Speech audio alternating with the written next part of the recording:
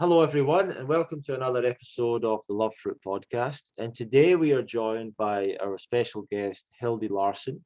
Hildy is a health mindset coach, detoxification specialist, and describes herself as not being a regular wellness coach, as she is more about believing that you have the ability to take charge and change and succeed, and that through lifestyle changes and mindset and emotional releases that you can experience the life that you deserve. So, uh, Hildy, I'm excited to talk to you more and learn more about you and how you have been helping people. Is there anything you would like to add to your introduction?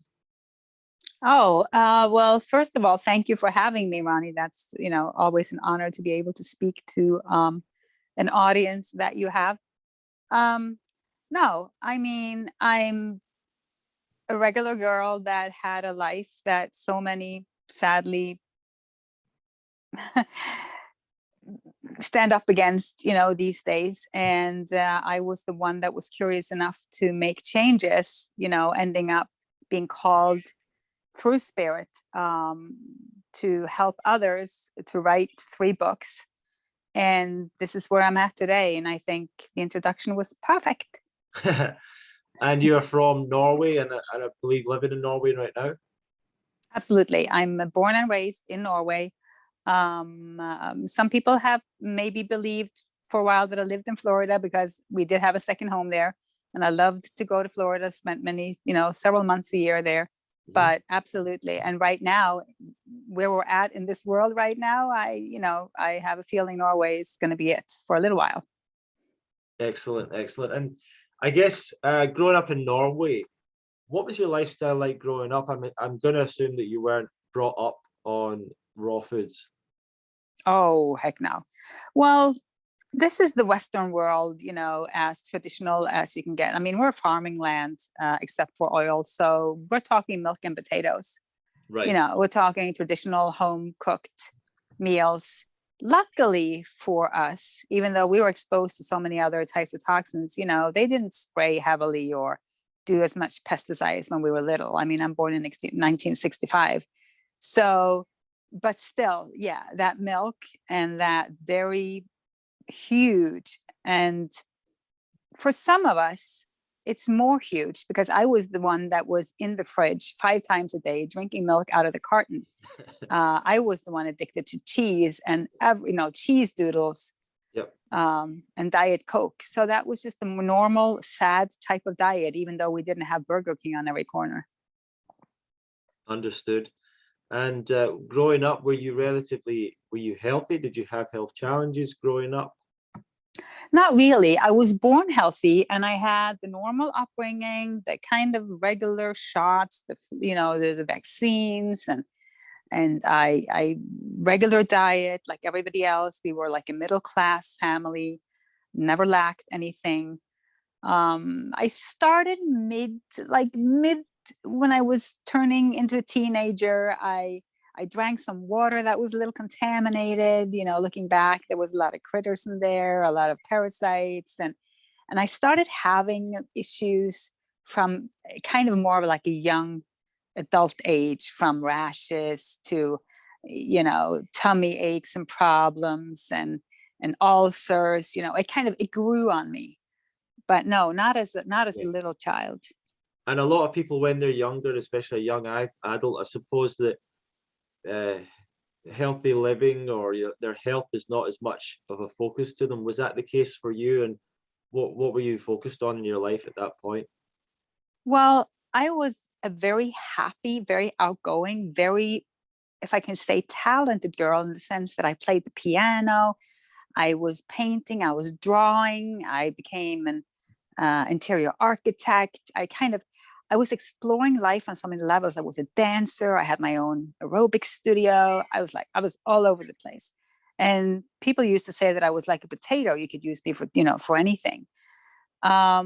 Health wasn't as much a focus, but my body always was, in the sense of fitness. I never drew the connection that a fit body was not necessarily a healthy body.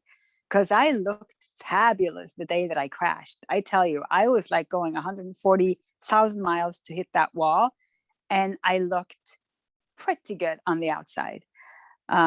So that's one thing. But the interesting thing looking back, and I think a lot of people will recognize this because I see it with my clients all the time, not without exception, I get people come to me chronically ill, long-standing, similar stuff. We're talking chronic, we're talking labeled autoimmune, we're talking in that category of long-term suffering. Yep. They grew up under one or another kind of emotional abuse, narcissism, was in the house, things you didn't even think about because it's all you knew. It's always all you knew. And that, looking back, I was heavily infected by, if you could put it that way. Oh, really? Yeah. Is that something? And I don't really want to go deep into understand? that. Yeah. Yeah, because it affects a lot of people. But yeah, yes, definitely. I took that with me, that which I was taught as a child, I took with me into my adult life, which then, again, it kept me suffering until I was going to say almost learning from clients, like almost educating myself as a, midlife woman. I realized the whole picture. Yeah. Yeah. Do you think that, I mean, is it a combination of the emotional traumas that people go through when they're growing up? And also, do you think that food can be used to sort of continue that abuse, or unhealthy lifestyle habits sort of continue to, I don't know, like, I love that question. I love that question because yes, it's like yes and yes. On to put it this way, I believe diet or food intake will always be the base or the starting point. You can't get around it. It's not like you can say, oh, I'm going to heal my emotions and I'm going to keep on eating crappy shit. Yeah. Now, if you believe that you can do that, then I don't believe that you're aligned consciously with your unconscious, in the sense that you already know what's not good for your body. You already know this. You're just suppressing it because you don't want to face it. I was this heavy smoker for 25 years. It's not like I never knew that it was not good for me.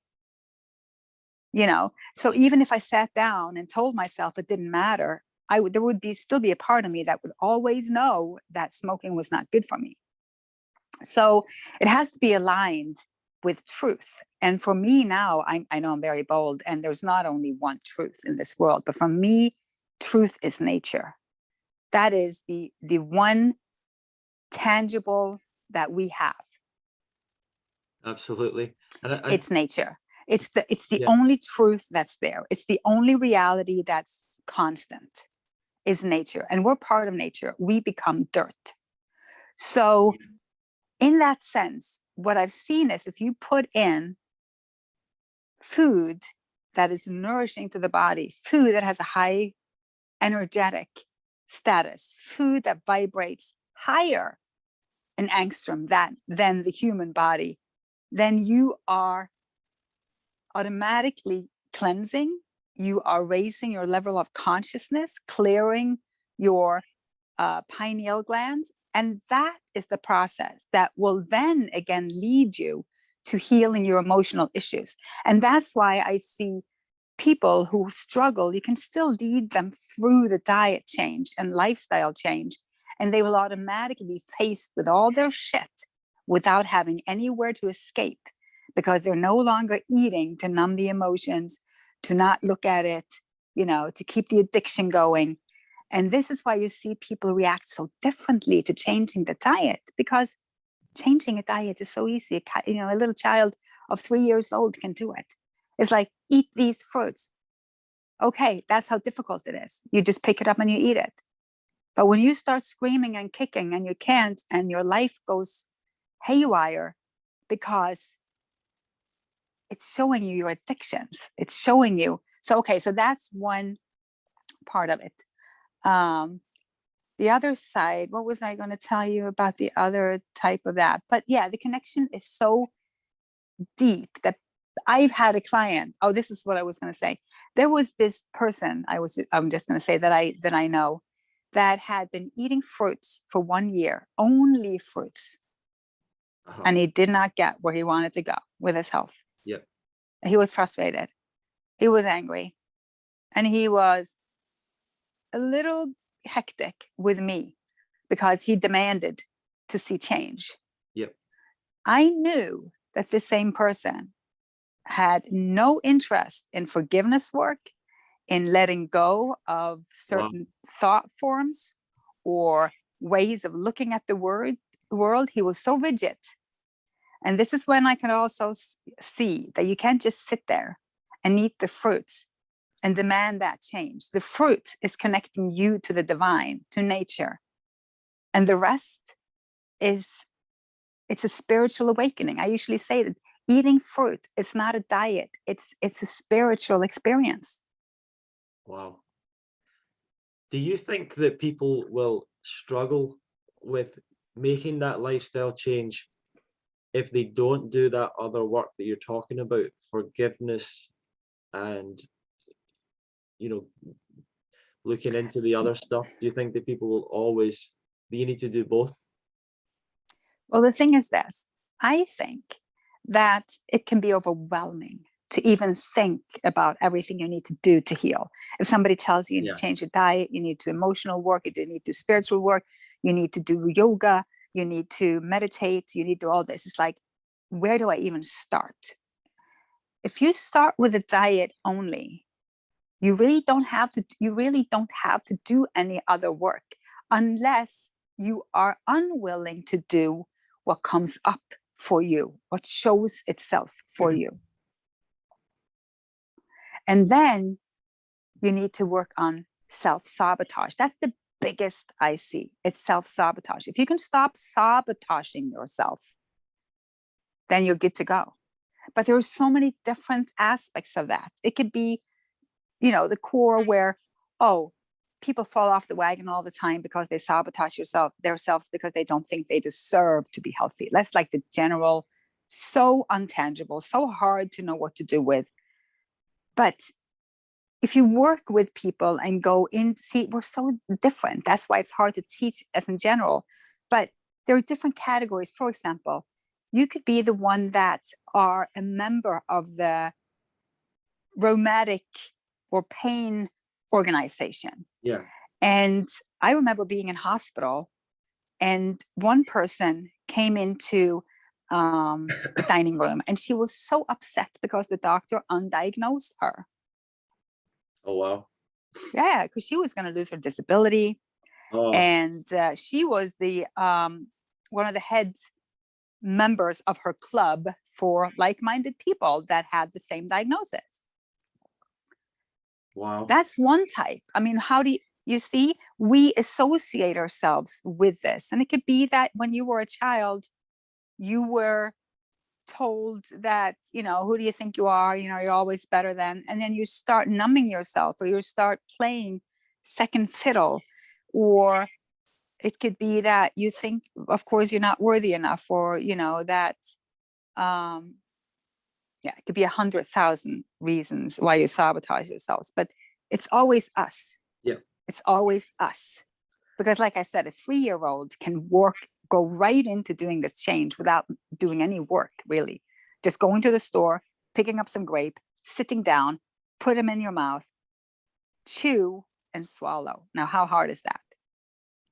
Yeah, absolutely. Easy. You don't need utensils. You don't need equipment. You don't need a dining room. You need nothing. You need to be able to purchase the grapes. That's it. So for you, when you started to head towards this alternative lifestyle that you live now, alternative to what the mainstream is doing, was it the food that changed first, or was it the search for something deeper? Was it going towards spirituality? Was it emotional stuff, emotional work? What was it that was your first kind of step towards changing your life? I decided I wanted to live. I had been sick for so many years. And I mean, the list is just too long to mention of what was wrong with me. But I ended up getting the diagnosis of seropositive rheumatoid arthritis. All I right. was so sick. I was so filled with medications. They filled me up with everything from Enbrel, suppressing my immune system, prednisone, that's the cortisol, all the different anti-inflammatory drugs like Vioxx, who was later pulled from the market because there were too many deaths of a heart attack from it. And I went into the medical like for many years, getting sicker and sicker, in and out of hospitals, ended up with anxiety attacks from the medication, depression, all of that on top of everything else, all the symptoms in the world just packing on. And I just tried to hang in there. I remember I had to let go of my business. I was an interior architect. I had a great business. I had to let it go, all of it. I tried to go to university to become a journalist. Like I said, I did so many things. But I then realized, I can't do this. I was just so sick that I went down, I went home from school one day in the middle of class. I just got up and I went home and I sat down on the couch. And when my husband came home from work, I was still sitting there. And he said, "What are you doing? Aren't you supposed to have, have a session?" And I said, "No, I've stopped all my medications and I'm going to lay down now. And I'm going to lay here until one out of two things happen. Either I die or I get better, and I don't care which." Wow. Because this is out. I can't do this. So I laid down literally, and I laid there, and I had to lay there for many years.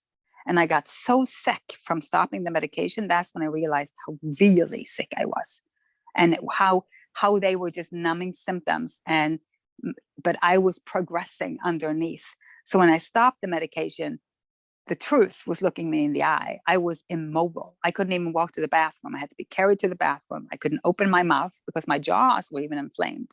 I mean, if you think you have a joint somewhere in the body, it was inflamed. I couldn't lift my arms. I couldn't bend my elbows. I couldn't bend my knees. I couldn't do anything. And the pain. And from that place, the journey started with a desperate search, you can say. So, but that it went into all directions in the beginning. I'd even gone through almost like threatening my doctor to inject IVs of sodium bicarbonate because I had read about that. Anything that if it was natural or non-natural, I didn't care. I just wanted to know, what are people doing and what is this? Because I didn't come from the natural world, so I had no direction. But as I was laying there, I started listening to Louise Hay, and then it was Doreen Virtue. And then all of a sudden, people like David Wolf showed up, Deepak Chopra, and, so many, like all the old school that a lot of people that have been into this for a while will know who I'm talking about. And I tried everything.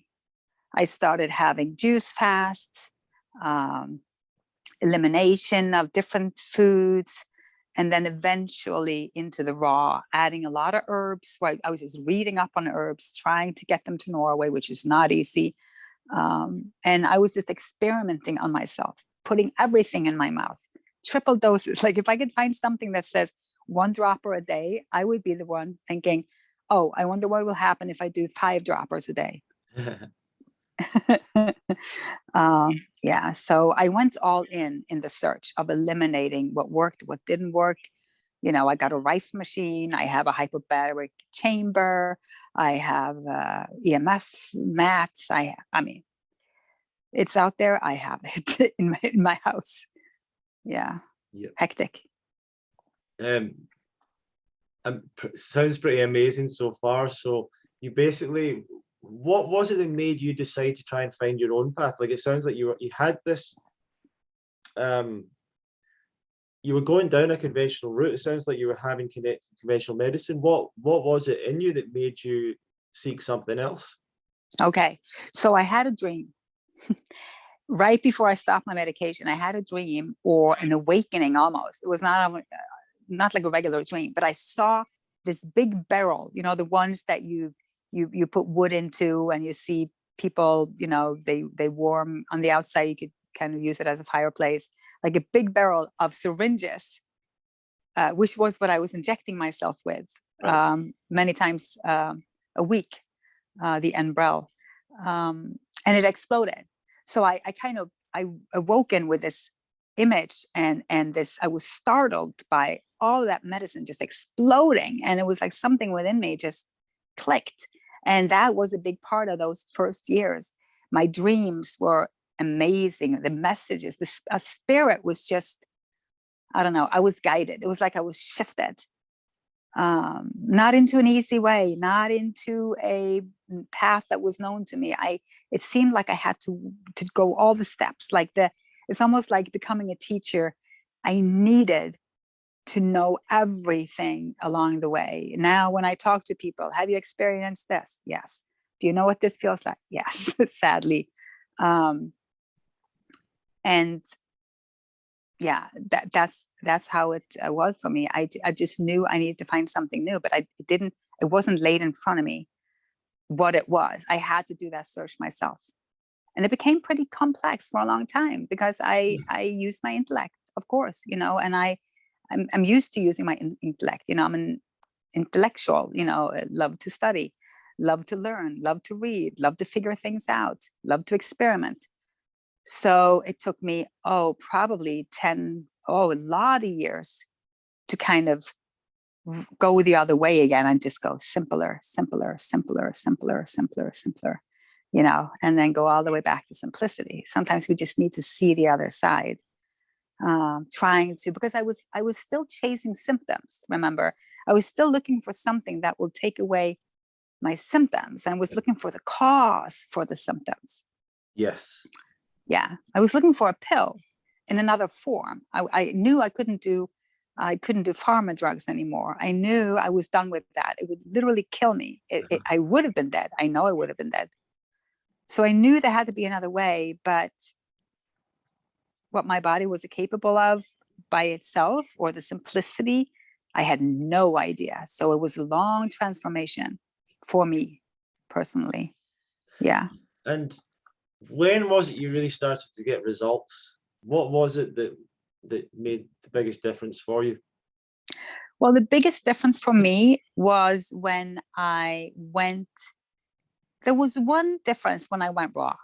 When I went onto raw food, because I can't say that I went plant-based, because I think I was living on cod alone for a couple of weeks before I went raw, just because I was into the elimination diet, and it was not like on the vegan side. It was just figure out if your symptoms are caused by something that you can't tolerate. But David Wolf was a speaker back then, and he was like the main in that industry, and he got me into thinking of the raw, and I tried that, and that made a difference. I can't say that it overnight made a difference in my physical symptoms, but it definitely made a difference in my spirit and in the way that I thought, and the hope for the future. It was like it opened a new door and taught me that there was a whole new world out there that I didn't even know existed. I didn't even know was a thing. I never heard about it. Eating raw food, I mean, I didn't even know it was possible. Yeah. So thank you to him for opening that door for me. He was my first, you know, teacher in raw food. And that made a difference. But jumping ahead, you know, and even in bed while I was learning from him, that's when I certified myself as a coach. So I was getting, you know, better to the point where at least I could read, and from my bed I could, you know, educate myself. And because I knew I needed to help people when I got well. So, but when I think it was probably 80-10-10, I would say, was I read the book, and it resonated so deeply with me, with the low fat, especially, that I tried it. And then some people, divine will, started poking me, said, have you heard about Dr. Morse? I'm like, no. You know, he's about all fruit. And I'm like, oh no, I don't know about the fruit, because I had been following Dr. Robert Young for so long, and he told me, you know, and I even see, I was all over the place. I was flown to see him. I lived at his ranch for a month. I was at the Hippocrates Center in Florida, talked to Dr. Clement. And they told me literally, you eat fruits or berries, you will never get well. I mean, you will never get well. Who told you that? Yeah, Dr. Clement at the Wow. Hippocrates in Florida. Yeah, he still believes that. Wow. So I was so afraid of fruits and berries that I would not touch them. So it was really hard to me to that transition. That I think was the hardest, and that was my awakening. I was thinking, oh my God, you're locked in a new mindset. Like you have now a belief that is so strong that you're doing this because you've actually been programmed again to believe in something, because you're not believing it because your heart feels it. You're believing it because somebody told you to believe it. And they were an authority to you. Yep. So that was the start. I started to put raspberries in my smoothies. I remember, and I posted it on Facebook, and I got so much pepper from people saying I was literally killing myself. That Really? came from that. Yeah, from the high green, high fat avocado, no fruit, raw foods. Wow. So I needed a minute to kind of read up and get it, really think about the fruit, because I was never a sweet person. So to me, fruit wasn't a treat. It was not like, oh, I can have fruits, that would be wonderful. It was like, ugh, that's sweet stuff. I was always, give me a potato chip, you can have the cake. So, but faith, gave me the opportunity to go see Dr. Morse, as we got me flown over, laying down to Florida. And I got to see him, and we had a talk. And I just felt the love. I just felt the love. I just felt the love in the message so much that I knew that something had changed. And as far as my symptoms, absolutely. Over years, though, and that is the thing. I mean, when you were so sick, and this is where a lot of people are today, when you're in that deep chronic, Yeah. you cannot make any changes in your diet, sadly, and because demanding is really what we do when we get disappointed or sad or upset, when we don't see relief after a certain period of time. That's a demand, I decided I was not going to look for any relief. Yeah. I was going to do this because I believed it was the best for me. I believed I deserved it. And I was curious as to where it would lead me. So I had like an open ticket with that change. And I knew that I made the choice. That meant I couldn't complain. I couldn't, feel that I was deprived. I couldn't say, oh, I wish I could eat that. I wish I could have the pizza, because I could have the pizza. I mean, I could have it every day if I wanted to. Yep. But I chose not to, because I knew deep inside that fruit was the best option for me. And I don't even know if I'm still answering your question, but I like that.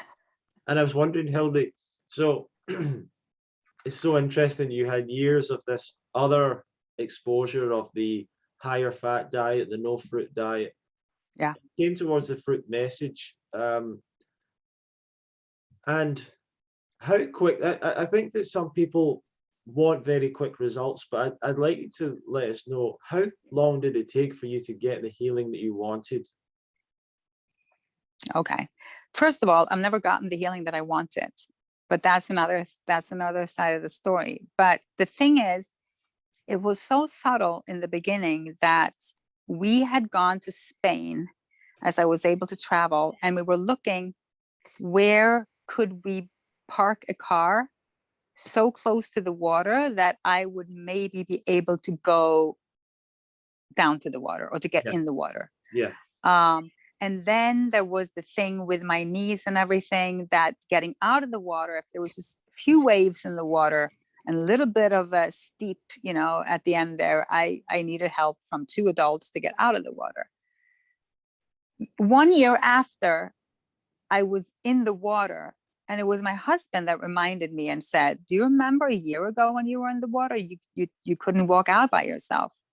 And do you remember we parked right by the beach? Now you walked, at least not that far, but, maybe like, I don't know, thirds of a mile or something like that. Yeah, And yeah. I was like, yeah, you're right. That's how subtle it can be. So I really can't even say. Now it's been 8.5 years since I've eaten just fruit. And my body is still working. Let me tell you, it's Wow. not like I'm not still going deeper. I have been deeper in detox the last 4 or 5 months that have been my whole life.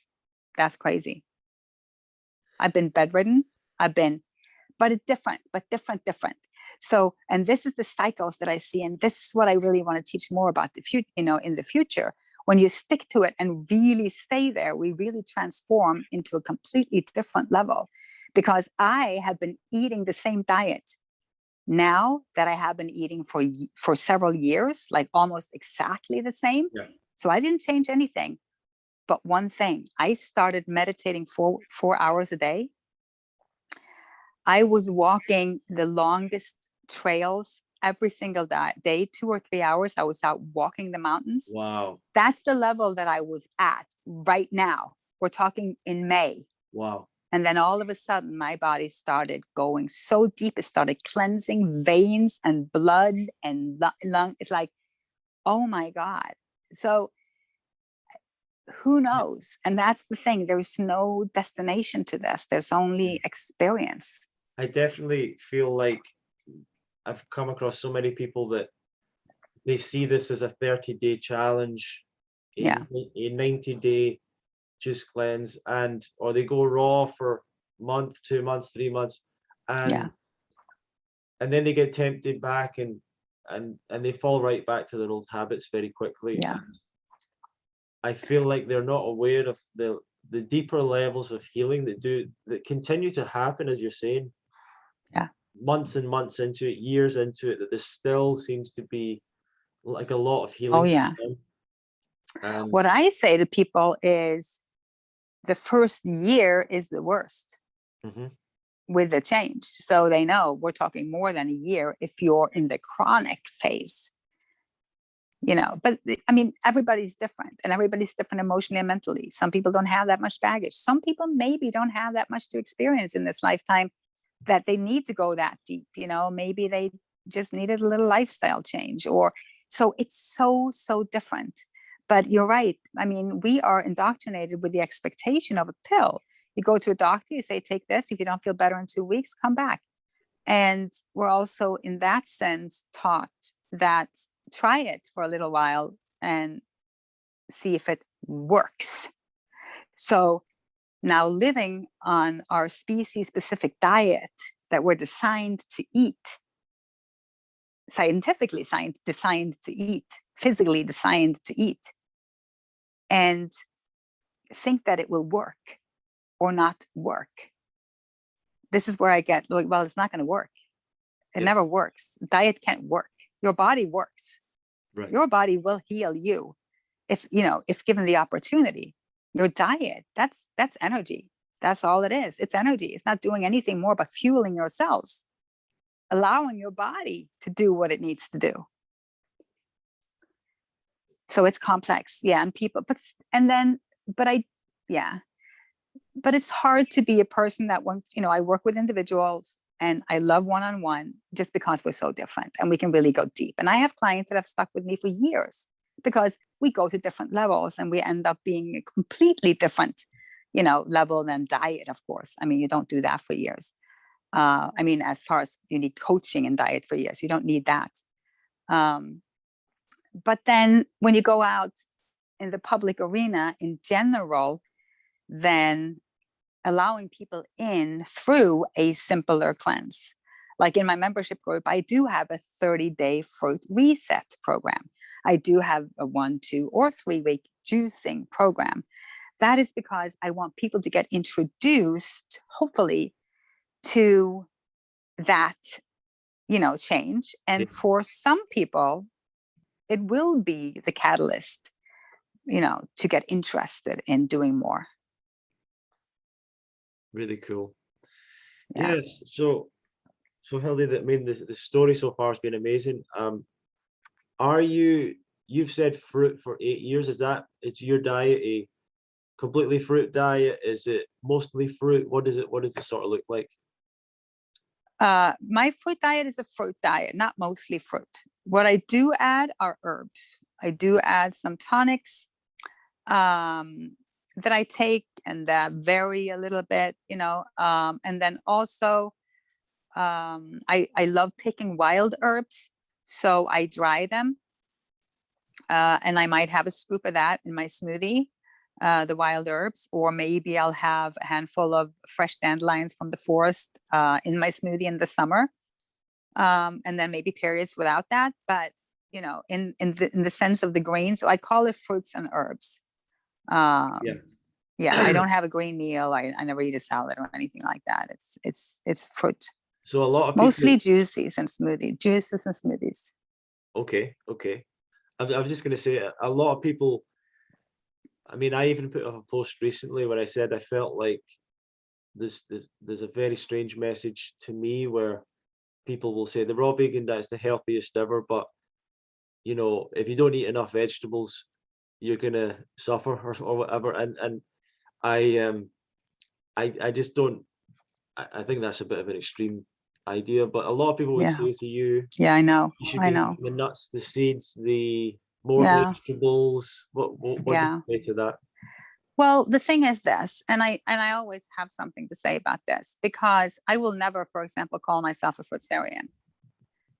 I will tell you right now, I eat fruits because I see and I feel that that is what I need to do right now. Right.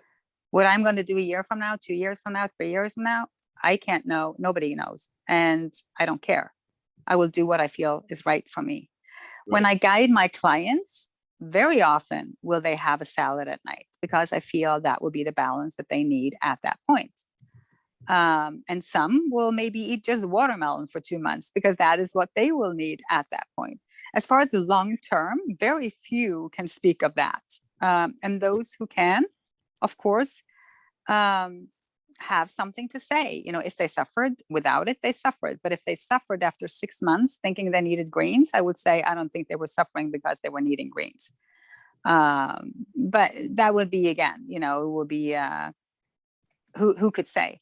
But what I do say is this: when you get to the point where you can follow your intuition, when it becomes a clear message between you and spirit, and you don't go through your brain and what you've read and the fear-based nutritional what are in there. I mean, I so went away from counting, well, calories is one thing, but looking at nutrients and breaking down into isolates and the vitamin. And Yeah. I've written an article on B12, on D3. I mean, like, when you get past thinking that you are put here on earth into nature with having to know the value of vitamins and minerals. I mean, we just think we're so smart.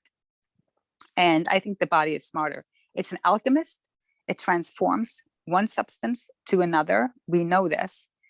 As far as B12, it's a byproduct of a bacteria in the stomach. I mean, if you have trouble with B12, you have to heal your gut. That's the issue. But on the side of that, when people ask me that about grains, I say, for example, me, I've gone to the store so many times, picking up spinach. It looks lovely. Organic, fresh spinach. I'm thinking, I'm going to chew on some spinach. I take it home, put it in my fridge. 1 week, 2 weeks later, I throw it out because my hand just never reaches for it. Yeah. If I felt like I wanted it, what would stop me from eating it? Nothing. I would eat it. But I just don't feel, I mean, you need to get connected on that level, and you can't be rigid. That's why there can be no rules to this. Yes. Only the experience is valid. The rule means nothing unless you are not sticking to your natural diet because you would rather have chocolate, wine, tequila, and pizza. That's an addiction speaking. So you're talking about the rules of nature. We can't break those, but we can't put our own imposed rules that we're creating. Exactly, because they come from fear. See, nature operates only from love. And anything you were taught, really, and anything I say that makes you feel like you have to do that too, or if not, you're going to be doomed, or you're never going to get well, that is from fear. Even though my message might be from love, it's conceived from fear. So we're all stubborn. We're all responsible. That's the thing. When you realize that you are responsible, when you can't point your finger and say that didn't work, or this person said, or this should have worked, you're holding other people's accountable. But when you are in, when you realize that it's all you, that's when it becomes scary at first, because who then are you going to turn to when it doesn't work? Or where are you going to get your messages from? Like, who's going to tell you what to do? All we can do is to try and lead by example people into a pure way of living that is connecting us back to nature. I think that's how simple I really see it. Like, walk away from nature, get in trouble. Closer to nature, you'll get closer to home. Yeah. And if that means for you that you have a garden and you grow a lot of greens and you love that and you connect with nature that way and you pick it and you eat it, well, what could be wrong with that? Sure. Yeah. To just go over, like, what would a typical day for you be in terms of how you eat? Oh, I'm so boring. I'm so boring. I was asked to be on a podcast show, but a part of it was in the kitchen because people were gonna, the people that they had on, I was more like a TV station. They did recipes and stuff, and I just told them, I'm not your girl, because I don't do that. I'm thinking, Yeah. so I have nothing to teach you. Yeah, I do have a lot of recipes, but okay. So what I do is I start my day with juices. That's how it's kind of changed, but I do feel now that I need less. And I try not to analyze that. I try not to say to myself, oh, I'm eating too little calories. I'm just, right now, I seem to eat less. I've done a lot of dry fasting in the past, and I don't know, but this is where I've ended. So I've been doing cucumber juice. And in the morning, I think that's really cool and refreshing, or the orange juice. So I do both, at least 16 ounces, maybe 32 of both of them. Or most of the time, like a 16 ounce of cucumber juice, and then I'll do 32 ounces of fresh orange juice. That's my morning. And then midday, maybe I'll have a little apple juice, but I don't eat anything solid until like 5, maybe 6, 5 maybe. Then I'll have my main meal, and that is 2 large smoothies. So it takes a while to kind of go through that, but that's 2 large smoothies, and they're mainly mango, wild blueberries, apple, because I'm in Norway now, wild blueberries, and then apple, pear. Apple, pear. Yeah, that's it. Oh, and dates. And I have dates in there. They're kind of, good, caloric, energetic. Sure. Yeah. So I'll go through probably like 6 medjool dates put in there, probably. So it's a pretty hefty and I don't know, 2, 3 good mangoes. So it fills up. It's probably like 64 ounces. Yeah. Yeah, I would say of smoothie that takes me through the afternoon, and that's why I'm slowest. I do most work on the computer, and it's a good time to kind of eat in the morning. I like better to be walking, and do stuff, and the juice, I think, is just perfect for that. Yeah. Do you take any supplements or anything like that? And that's what I was going to say. So in my smoothie, I could, for example, like I do right now, I could put in some ashwagandha.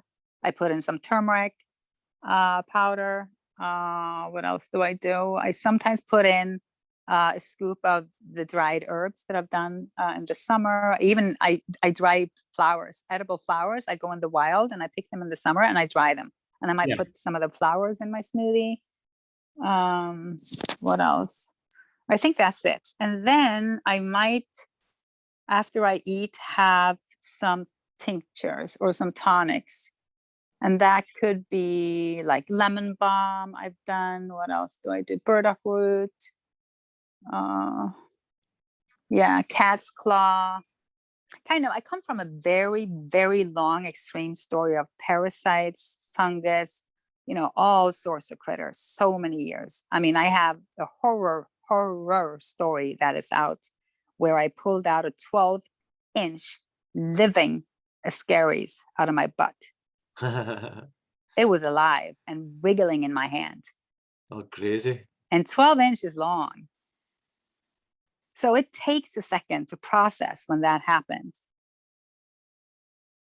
And it took me another minute or 15 to kind of be able to even share that, outside the home. But I thought it was so important because I had already been raw for 10 years when that happened. Oh, wow. Yeah. So knowing what I know, having the experience that I have, I will most likely almost have a little bit of anti-something in my regime: antifungal, anti-parasite, antiviral. You know what I'm saying? And I love the essential oils too, to put on the skin. Or sure. Yeah. Do you see these as like herbs and everything? Do you feel they have a medicinal effect, a detoxing effect? What do you take them for? Well, that has changed a little bit also. Well, in the beginning, I was buying rigidly protocols, thinking more that I needed them, that they were there to always medicinal, like strengthen organs. Or now I see them as plants. Of course, they're part of the plant kingdom, as I also pick them, as I know them personally by picking them and drying them. And I see them as having a frequency that is can be very balancing when you already have an imbalance.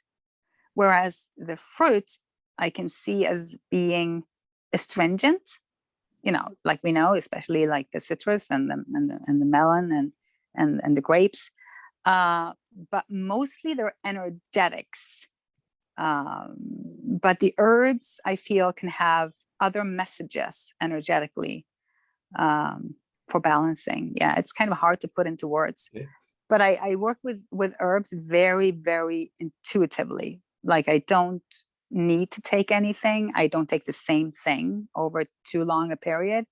I'd switch things up, but I do love to read about them, educate myself, feel into them, have them in my home, and kind of, connect with them. Right. Yeah. So it's interesting. You made a statement a little bit earlier. I don't know if you want to go into this, but you said you've not had the healing that you wanted yet. Or not. No, I didn't say not yet. All of the healing. Yeah. Do you want to talk about that, or what? Yeah, sure. Because when you say it like that, when you got the healing you wanted, right. I said I never got the healing I wanted. I see. Okay. Meaning, and I could clarify for the listeners what that would mean. When we want healing, what we want is to be happy. Everything leads to there. It could be maybe you wanted more money, or you wanted someone to love in your life. You wanted health. You wanted pain to go away. You wanted to be able to walk again. No matter what it is, it's because you think it's going to take you to a happier place, that's going to make me happy. If that happens, I will be a happier person. I will have a better life. The healing that happened to me was not at all what I had asked for, meaning I had asked, or it was what I asked for, but I didn't know that was what I asked. I asked for healing. That's another way of saying it. I asked for healing, and healing is what I am constantly getting. Healing means becoming whole on all levels. I thought healing means, I could have said to God or the universe, take away the joint pain, take away, the nausea, take away my headache and my rashes and all of that. but I want to leave everything as is, because literally I wanted to leave everything as it was. I wanted to keep my job. I wanted to keep my friends. I wanted to keep status quo. I wanted to live in that house. I wanted that. I didn't get that at all. I see. I got years of my whole life changing, detrimental things happening, people leaving, sorrow and despair and having to let go of. And no, it took years. And even still, I have joints that are deformed from that place. But I'm not in this for that to heal. I'm in here to heal. So I now feel happier and more whole than I did before those joints starting to degenerate. You know what I'm saying? I totally understand what you're saying. Yeah. So I am healed, but then again, I'm not, in the sense that I'm constantly healing. As long as I'm a human, and as long as there is more accumulated toxins or anything in my body that needs regenerating, then, but I am different. So I am welcoming it. I am joyfully experiencing it. I am trusting it. I am, I have faith in everything. So I am, I have changed, and I wasn't seeing that coming at all. Yeah, and it's such a good message for people, that when a lot of people are starting off on this path and they're looking for healing, exactly like you're saying, they want it to look like something in their mind where everything stays the same as much as possible, and their lifestyle stays the same, and something comes along that gives them this, that takes away all the problems, and they can just continue being who they are. Exactly. And what you're saying is, really, for that healing to occur, you have to get rid of the cause, which is partly the lifestyle that you've been leading all these years. Exactly. A big part. Exactly. And I had that. I remember my husband told me, I just want everything to be the way it was. Right. And I said, no, you don't. Right. Remember how it was. Yes. It's what led us to what is. Yep. So I usually say, if you ask for healing, you have to accept what you've asked for. You have to be ready for what that looks like. And you have to surrender to it. Yeah. Because what you were saying earlier on as well was, you had to accept, even if you wanted to eat the other thing, that you couldn't do that, or if you wanted to go to the restaurant or be around those type of people or whatever it was, that you had to give that up to make this the priority for you. Yeah. And to me, it's not even, I look at it from a different, it's like, I'm not giving anything up. I'm choosing this.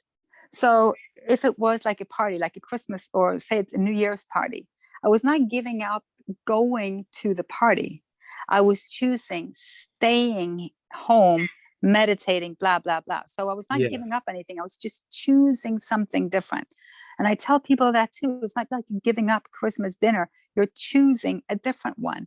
You have two choices now, because you know both choices. You can choose the old one too. And then people say, can I eat like turkey? And I'm like, sure. And they're like, oh, wow. Okay. I didn't know that. I'm like, of course you can. But won't I feel sick afterwards? Yeah, I will think. And they're like, oh, okay. I said, sure. You can do anything you want, and you'll have to live the consequence of everything you do. You're sovereign. It's your choice. Amazing. All I can tell you and all I can teach you is, this is what I know, about these choices. And then you make yours. Because if not, we love to complain. So you went down this path for many years. You've been doing this for yourself. Obviously, it started off for your own healing, but at some point you expanded into sharing this with others and helping others. And could you let us know a little bit about that journey? It started with me going, this was before Facebook. So it started with going on something called Cure Zone, which was a forum platform where a lot of doctors, also like alternative, I would say, practitioners, went on and spent their precious time for free just answering people about anything from parasites to iodine treatment. It could be any module, you know, you could think of, to help people heal and feel better. So I started off engaging a little bit as I came from being, you know, a teacher of aerobics, you know, a building manager, a blah, blah, blah, you know, long stories. It was easy for me to kind of, you know, take control, take charge kind of, you know, over groups and I liked that. And I one day I realized, you know, and then Facebook came, and then I started answering these people on Facebook, like a lot of people do, you know, bless their hearts, trying to help. And then I came across that you could actually educate yourself online, that there was the certification to be a wellness coach that was approved by the University of New York, and I could do it online. It was very professional. So I signed up, and it was a 1-year full study, and I did that from home, and I got my certification. And I knew already then, just from doing that I was excited to kind of, you know, do that as a work. And then my story started to be, you know, I started to realize that so many people were asking me, like, what happened? What did you do? What did you do? What did you do? So I wrote my first book called From Hell to Inspired, and put that out. So that's on Amazon, you know, and everywhere. And then after I went to see Dr. Morse, I did his school, you know, both levels. And I then started an online business, and I wrote my second book and my third book. So it kind of gradually, and I couldn't stop really. And that was the thing. I tried several times to stop it really, because I get so intense when I work. And I wrote 3 books and published them in 1 year, which is kind of crazy. You know, when you push my button, I still have that in me, and I'm trying. Now I embrace it. Before, I thought it was making me sick to be so intense, but now I can see that when I'm on my calling, it's okay to go. So that's how it happened. And it was Facebook. Yeah. Yeah, I love the names of your books. You have a book called No More Bullshit.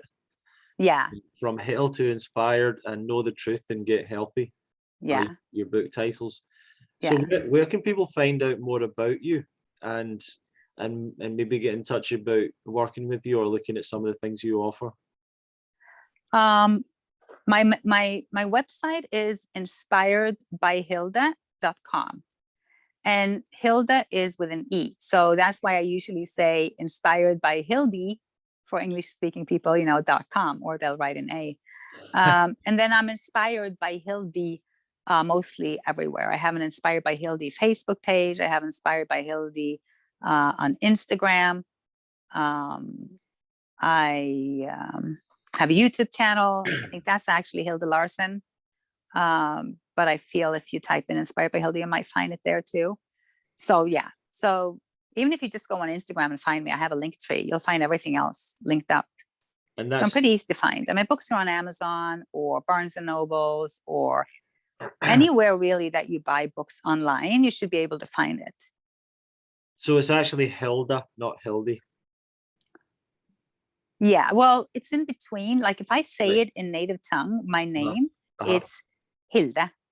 Okay. Yep. Hilde. So it's an E. It's not an E, and it's not an A. So what do you think about staying raw in Norway? A lot of people would say impossible to eat a raw food. I know. And that's kind of what's fun about being here, because you don't know how many people come to me and they use that as the one reason why they can't stay raw. Oh, you don't understand. I live in Canada. Yeah. Oh, like really? You live in Canada? I live in Norway. And they're like, oh. And you stay there during the winters? And I'm like, yeah. And I actually use the cold. That's another thing, though. I have a program, and I'm a big Wim Hof fan, by the way. I use the cold to cultivate health. Cold is alkalizing. Heat is acidic. So that's a whole nother story. But yeah, you know, we're blessed today. We have convenience stores. We have a little even organic store here. And yesterday I was able to get 2 organic cherimoyas in Norway. I was able to get organic persimmons. Except for that, when it's scarce, I could always get organic bananas and some other things. And I'm not rigid in that either. I would say 90% organic. But if there's nothing organic, I'm not going to starve. I'm going to buy myself some huge melons or mangoes, peel it and eat it and be happy. Yeah. Yeah. You know, that's going to be my choice. Yeah. So, and I'm pretty good at freezing. You know, I like everything fresh, but sadly, you can never get fresh berries here during winter. So I have two choices. Either I don't eat berries all winter or I eat them frozen. So I choose frozen, but I collect them myself during summer, organic, and then I freeze them myself. So I can take control of my diet. I plan ahead, which is huge, which can be, you know, one reason why some people have a coach, because they're, you know, it's the planning and the accountability and be able to know what to do. Absolutely. And how to do it, you know, in the most easy. We want to do it easy and flowing. We don't want anything to be complicated. So, and that's how my diet kind of changed. It's with the season. I'm forced to eating differently during winter, and I embrace that, and I'm used to that. And then during summer, when I can have fresh cherries and fresh berries, I eat until I have a diarrhea. You know what I mean?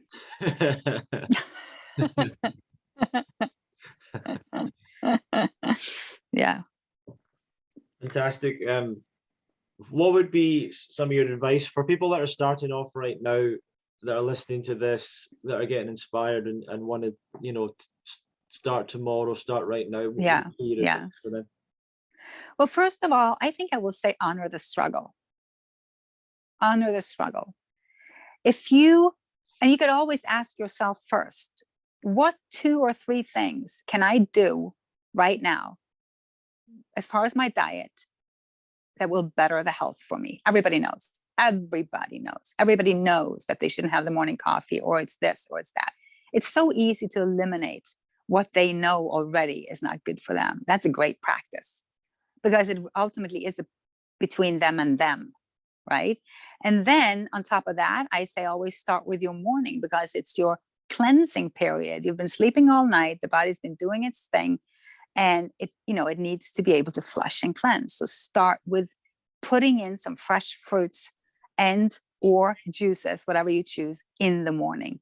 So I would start with that one meal if I was starting out, and then I would observe myself if that was meant eliminating coffee, and that was a big problem for me. That's where honoring the struggle comes in, because then I would go in, instead of then battling with myself if I should have coffee or not, I would look at myself with an interested eye, saying, this is interesting. I wonder what it is between me and coffee. I wonder why this is so hard. I'm not going to drink it, of course, because I quit. But why is it so hard? It's okay. It's you can't run from hard. Nobody said it was going to be easy. That's not where we sign up. It's not easy. It will never be easy. If it was easy, we would already be doing it.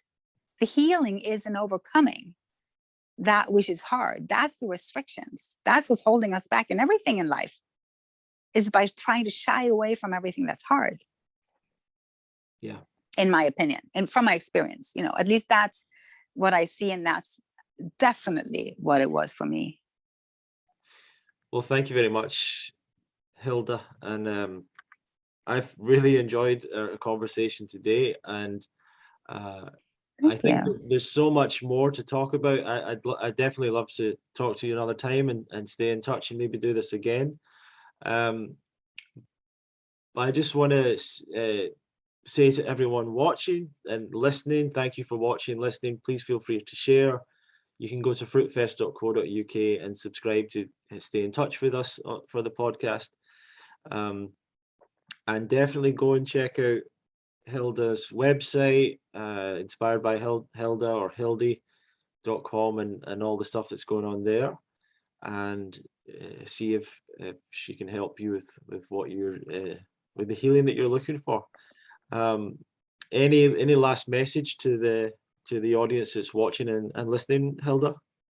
Well, I think, thank you. I'm a firm believer in love, and I'm a firm believer that no matter where you are in life, that not being so strict on yourself or beating yourself down is like number one to move, to move ahead, and not be afraid to be different, not be afraid of what other people think. This is a very personal choice when you ask for healing. If you're asking for less symptoms, that's a different story. But if you're asking for a better life and to feel more love in your heart and more of a spiritual connection and to feel the joy, deep in your veins, then I think just go, moving from fear to love, I think it's number one. Amazing, amazing. Well, thank you for joining me today, Hilda, and thanks everyone for listening and watching, and we'll see you again in the next episode of the Love Fruit podcast. Thank you very much. Thank you. Thank you.